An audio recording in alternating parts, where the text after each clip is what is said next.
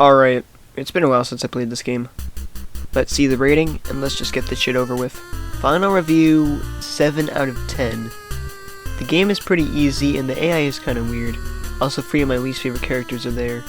Everything else is great. The beta released by Nickbread 4x2 is better. Okay? So, I briefly played through this beta, and... Actually, never mind, the review would be too long. Also, I never read the story of RNaR the Modern Days, so I might as well read the story of this game. The squeal to the game of randomness. The squeal? Shared to scratch because Perseus9 was nagging me to do it. Well, that's not a good sign. This could mean that development was rushed. Story. Wallace got bored, so he made his own pizzeria and a robot of him. But at night they get a bit random. So yeah, be carefully if you see them. What kind of story is that? Is this game a joke? Honestly, this whole series is a joke, and I don't think it knows that it's not funny. The notes and credits also mention a ton of people who I doubt ever gave 2 fucks about this game. In fact, I don't think anyone mentioned even worked on this game. Maybe they helped with the series, one way or another, but actually working on this game, I doubt it. Alright, enough fucking around. Let's start the game. Okay, so the menu basically shows us all the characters that are going to be in the game. I mean, it's better than grouping all the characters together, including the custom night exclusives, as well as the unused characters. Night 1. I have no comment.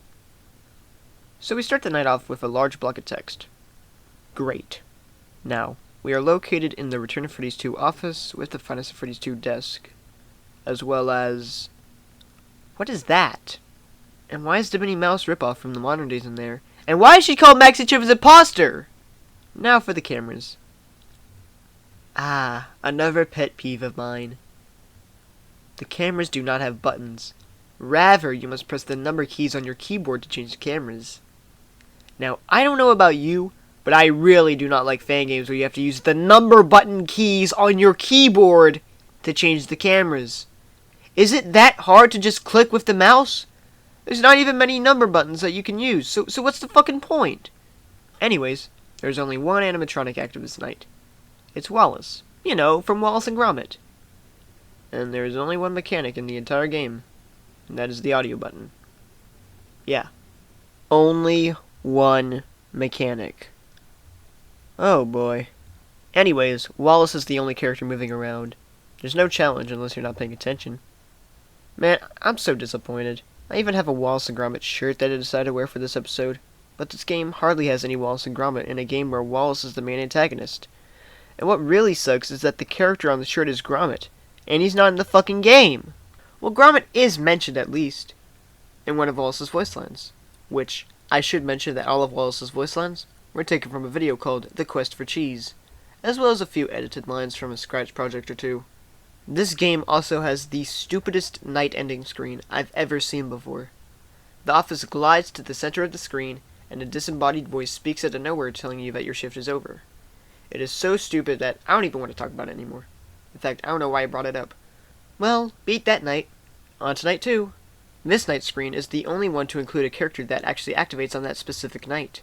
Yeah, Springtrap activates on night 2. He is the only one which this game actually got right.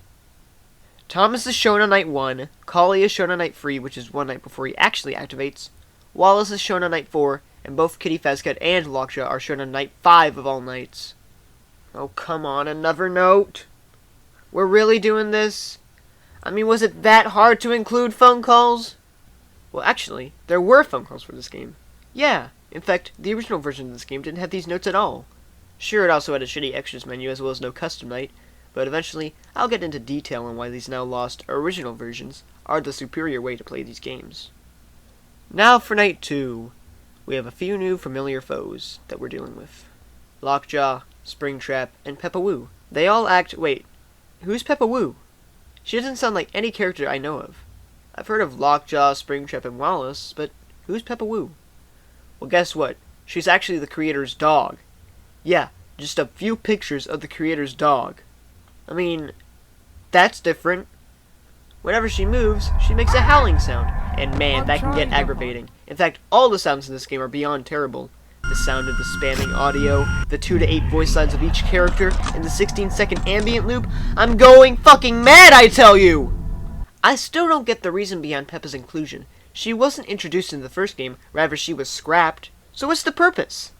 Then again, Wallace and Lockjaw never showed up in the first game, so maybe I should just let sleeping dogs lie. Oh, never mind, she's here. Shit. Alright, on to night 3.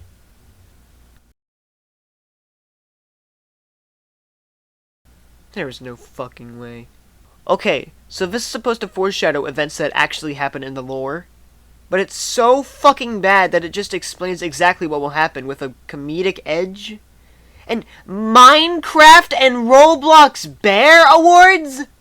I can understand why characters like Wallace, Lockjaw, and Springtrap are all coexisting in the same time and space. But you mean to tell me that they also wrapped not only Minecraft and Roblox into this, but Fortnite as well? Also, the siren that was given to Peppa is old lore that was never utilized. It was planned to be used in one of the future games, but that never happened, and I honestly couldn't give less of a fuck. Anyways, this night introduces Bart, Thomas, and Kitty Fazcat. Yeah, the British night. I have no comment, and I will not say anything about this night anymore. Finally. Night 4, we're halfway there. Yeah, last time I slacked off and never did the custom night, so now that we've reached the halfway point, let me tell you about 2 big exploits with this game. First of all, you can just spam the audio the entire night. It's hell to do, but you might as well do this considering how some characters will enter directly after you use the audio to deter a previous character. Also, this leads into the second exploit. If you do it at just the right time, when you use the audio basically as soon as the night ends, you enter the state of only using the audio, and now anyone who enters your office will instantly be reset, meaning that you don't have to do anything for not only the rest of the night, but the rest of the playthrough! However, that is cheating, and so I will only be relying on the first exploit, which is still cheating, but hey, fuck it, it's RNaR the second chapter. What do you expect? Night 4 introduces Collie, Candy, and Phantom Candy. Candy and Phantom Candy are technically the same characters, so I don't understand why they need to coexist. Also, Phantom Candy is bugged, so he'll never attack you. Finally, Night 5. We're so close! This night is just the same as Night 4, but everyone moves faster. It's really boring, but if you're actually playing the game, then it's even more boring! God, just end this suffering already! There we go. Let's see what we've got in the extras. Blah blah characters, blah blah jump scares. These jump scares are really weird, and some of them have the wrong jump scare sound, and some of them are like, wow. Phantom Candy is easily the scariest jump scare yet. I mean, seeing his freaky face fade into a far fucking oblivion is enough to make me shiver me timbers! Well, Night 6, let's go. The cheese is gonna rumble tonight. And so is my fucking sanity! There! Done! Oh yeah, almost forgot the max mode custom night. There we go! Beat it! Holy shit, this game sucks! This game suffers from one terrible mechanic, a horrific sound design, an awfully told awful story, and it is overall not a fun experience. I recommend you to skip it, but I don't know what the others have to say about it, so who knows. Then again, this game was released early because this Perseus 9 guy was nagging the creator to do it. Hang on, let's see if he had anything to say about it. Looks nice. What did I expect? Alright, well that's all the bullshit I can take today. Come back real soon and I'll play through the third installment in the Classic RNaR series, simply titled, The Third Generation. Okay, what the fuck? First we have the second chapter. Now we have the third generation. What, is the fourth game going to be called the Fourth Chronicle? Anyways, thank you, and good fucking night.